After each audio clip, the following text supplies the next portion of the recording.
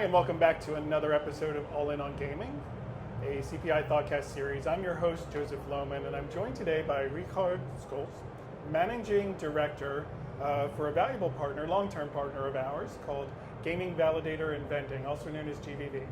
Welcome. Great, thank you very much for hosting us, Joseph. Thank you for sparing some time today to sit down and chat with us about your market, South Africa, state of cash, state of gaming, all that fun stuff. Let's start off with a simple question. For those who are unfamiliar with GVV, tell us what you do. So GVV is the supply or distributor and approved service center for CPI in Sub-Saharan Africa. We've been a long-term partner of CPI since many years. Yeah, yes. Since 2009, so going on about 16 years now. We, back in the day, started off with a MEI Cashflow SC and supplied that into the gaming market, and at the time also the retail safe market. Our company was established 20 years ago, so this year will be our 20th anniversary, and it's been a good ride with good partnerships like yourselves. I'm the managing director of the business, and we are based in Johannesburg in South Africa. Mm-hmm. We've also got an office in Cape Town, and we're opening a small office in the KZN region of South Africa as well. Okay, and specific to gaming, you're fully licensed to work in all the casinos? That's correct, yeah. GVV's got a gaming board license where we are able to work on products within the gaming industry. We've got all our technical staff also licensed to ensure that when we have to go out and service our customers, they are able to do so without any problems from a gaming board. Everything, because of the regulations within gaming, these are the steps that we need to ensure we have in place so that we can ensure that the product performs optimally by us being able to work on the devices and offer our service to the industry. Okay, tell me a little bit about making sure that the product works optimally, as you say. Yes, yeah. So our business, the core of our business is service. Having a really good product like the MEI SC Advanced really helps us a lot. But we need to do more than that. We need to do more than supply a good product. So for us, we need to offer that service, that the backup service. We need to be able to ensure that product performs optimally, and doing so, what we do, especially in the gaming industry, we monitor statistics of the casino floors in terms of validator performance. That's how they monitor their performance on the floor, and normally that would be with an acceptance rate. So they would aim for a 96 or a 97% acceptance rate, and we need to ensure that we can achieve that. What we do is we monitor the statistics remotely from our offices. Our technical team works on those statistics, and what they do is they identify the worst performing validators, and then they engage with the technical team of the casino to ensure that is the firmware updated, is the build set up to date, have you done preventative maintenance, how can we improve the performance. What we then do is we give guidance in terms of steps to improve that acceptance rate, and then what we do the next month, we will monitor those exact units to ensure that is there an improvement on them. If there's not an improvement on those units, what we do is our technical staff then goes out to those casinos to train the technicians on site, to make sure that the validators are in good conditions, to make sure that spares are available, and preventative maintenance training and service training is always up to date. Which is great, because I mean, if the player can't put their bills in the machine, then they can't play. Exactly, and when there's a low acceptance rate, at some point the customer is going to walk away. They might walk away to another machine. So what you do then is you help casinos maintain that high level of performance that they get out of the box with our product. Like, we're very proud that our products are world class. High acceptance rates, very high quality, but things change over time. New notes are introduced requiring firmware updates. Correct. If the units get used a lot, of course, there gets a little bit of dirt in there. It needs to be cleaned out. So what you do is, and this is one of your value propositions, why you're so popular with the gaming community in South Africa, you help keep those validators validating and accepting. Exactly, yeah. With a very big field base and majority market share with the SC Advance in particular. And you're very data driven in the way you approach this. Yes, we look at data all the time. We look at the data of performance, acceptance, service intervals. We really try to focus on those things because that is what is necessary for the performance of the product. Our team will make sure that because we don't necessarily service the devices ourselves unless we need to, we make sure that those teams are fully capable, whether that is with approved training from a CPI technical support engineer, certified training, whatever we need to do on our side. That is the approach that we want to take to ensure that optimal performance. And you mentioned we have an engineer sitting in your office. That's correct, yeah. His name's Rigardt Scholtz. He's CPI technical support engineer for the region. He's actually based out of our offices, which is really good because our service center gets audited by him on a regular basis.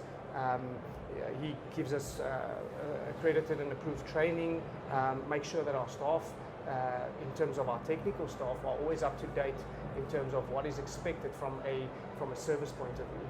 Okay, so talk to me a little bit. Let's pivot and talk about gaming. Yeah. What does the gaming market look like in South Africa? What kind of gaming do you have? Yeah, so there's a variety of different little segments. We've got our land-based casinos, approximately 36 to 38 casinos, owned by 3 major groups within South Africa. We also have our limited payout machines, which is equivalent to the European street market.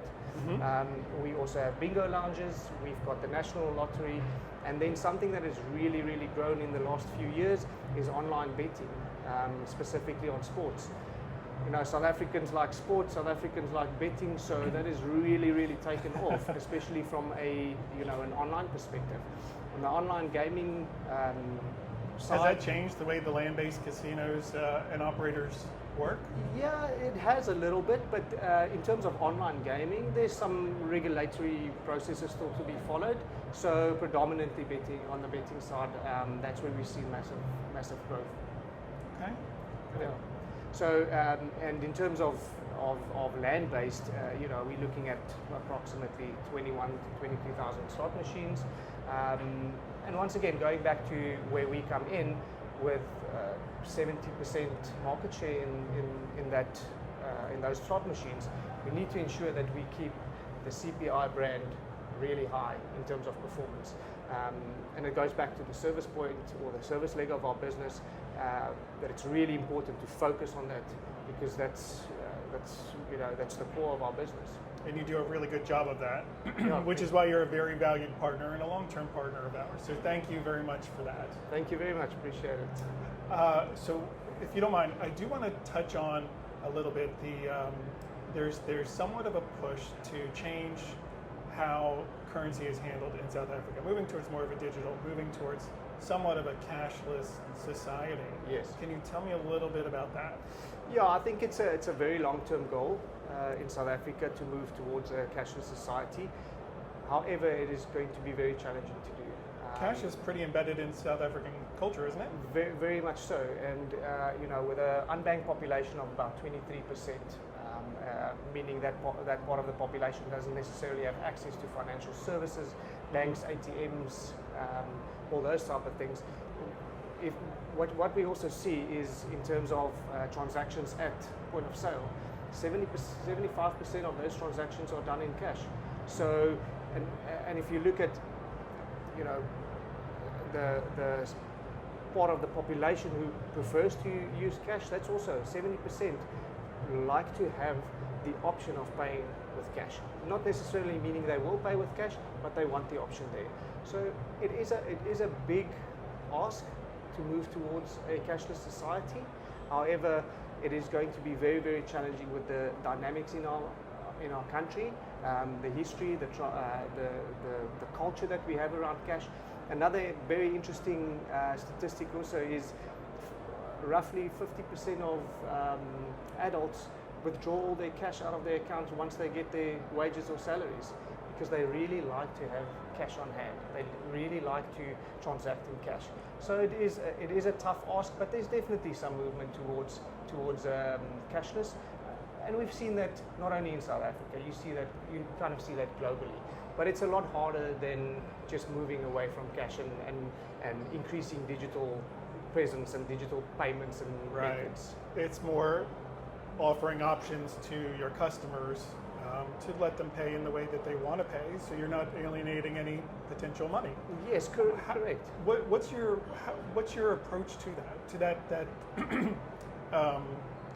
that shift where it's a obviously 100 years ago cash was all we had. Yes. Now as we move into more digital currencies and there's more options, what is your viewpoint on your role and the value you provide not just to retailers but to casinos in terms of cash? So we need to ensure that we can put them in a position where they can still remain competitive. And in doing so, you need to look at if it is cashless that is needed, we need to look at how can we offer that to the customer. And an interesting concept here, and one of the reasons that we are here, is to look at the bet bridge option that CPI offers. You know, it's an amazing solution where most of the hardware is already embedded into the slot machines. So, you know, I think in South Africa it might be a little bit more challenging, and I think it's something that we need to explore not necessarily other options, but other approaches. Sure. Because the bet bridge system works on the TITO system. TITO is not necessarily used in South Africa. So we need to explore that a little bit more and see how can that be introduced into the South African market. We want our customers to win, and we want to be part of that process to ensure that they are in a winning position. Cash is going to be used throughout the next decades. Right. But and the bet bridge bridges that. It allows people to use cash, yes, turning it into cashless options and wallets for gaming. Yes, correct. So you want to put your customer in a position where they can offer more options to their customers, especially in a time where things are changing, and perhaps maybe that there is a larger portion of the population preferring options to pay using some digital platform or wallet or whatever that might be. So it's very interesting. It is something that we will really explore, look at in South Africa, and also engage with our customers to understand what are the timeframes that we need to be looking at. Because as I mentioned, things evolve very, very quickly. Within cashless, might be slow, but you need to make sure that you are a little bit ahead of the game to be able to put your customer in that position. Mm-hmm. And you mentioned something else interesting when we were chatting before we started recording, which is it's equally important as cash becomes one of many options because there is a cost to manage secure cash. Yes. Your role, you mentioned, and our role is to help reduce that cost for businesses to accept it. Correct. Yes. Cash is on one side costly to manage, and it's very risky.